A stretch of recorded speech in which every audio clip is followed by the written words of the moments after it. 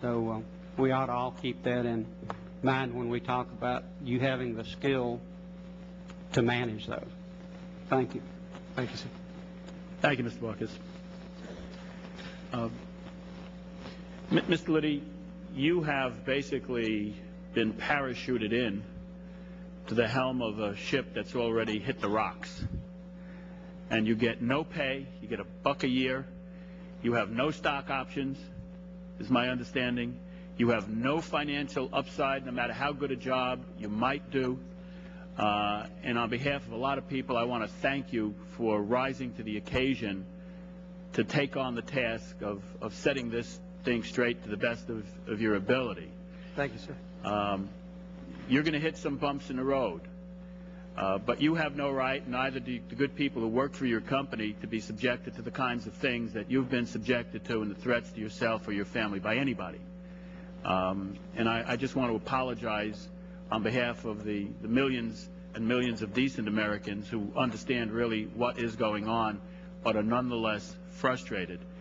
We are here to help you over those bumps in the road, because you're not going to make perfect decisions all the time, and you've just hit one of those bumps in the road. So I want to try to help you.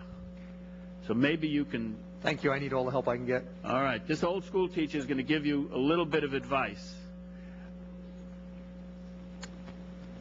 Pay the $165 million back. Though that bonus money that has been given out, circumstances understood very clearly. You have a legal question here.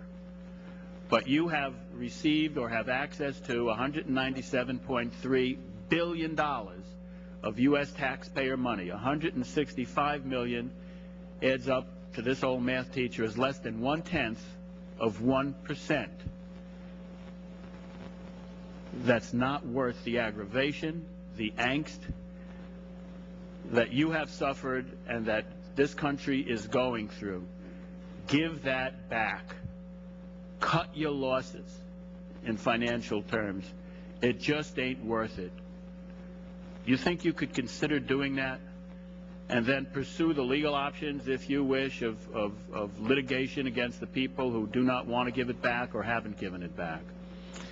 Sir, that's what I've attempted to set in motion this morning. Is I've asked the folks at AIG to in fact return that money, give it back, at least 50% of it, and for the leadership group, 100% of it. The issue I never got a chance a moment ago to fully explain the legal side of it, and I'm not one that hides behind the legal aspect of this.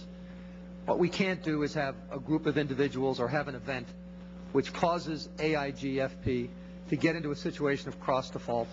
If it does that, it will be bankruptcy, and it won't be a very good picture. Take it out of your profits down the road. Eat it now. It's a lot sweeter now than it's going to be later, because you got legislation coming down the pike that they're going to call it, I can't believe it's not waterboarding. What I'd like to do, sir, is see how much leadership comes from the AIG people in terms of returning those bonuses.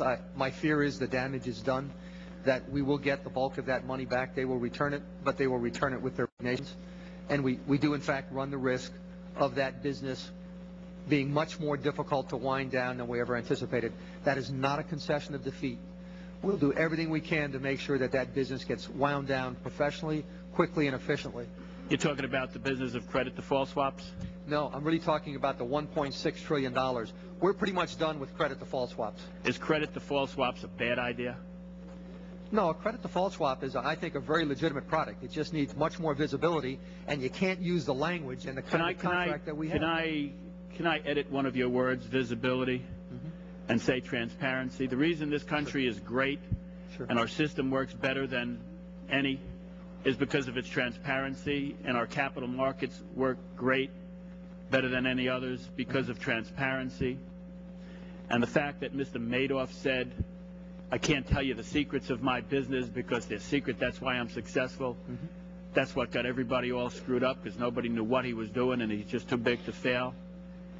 The credit default industry is Madoff writ large. People are buying into what they don't understand, they can't see through. It is completely unregulated by any agency that we know of or have been told today by the regulators.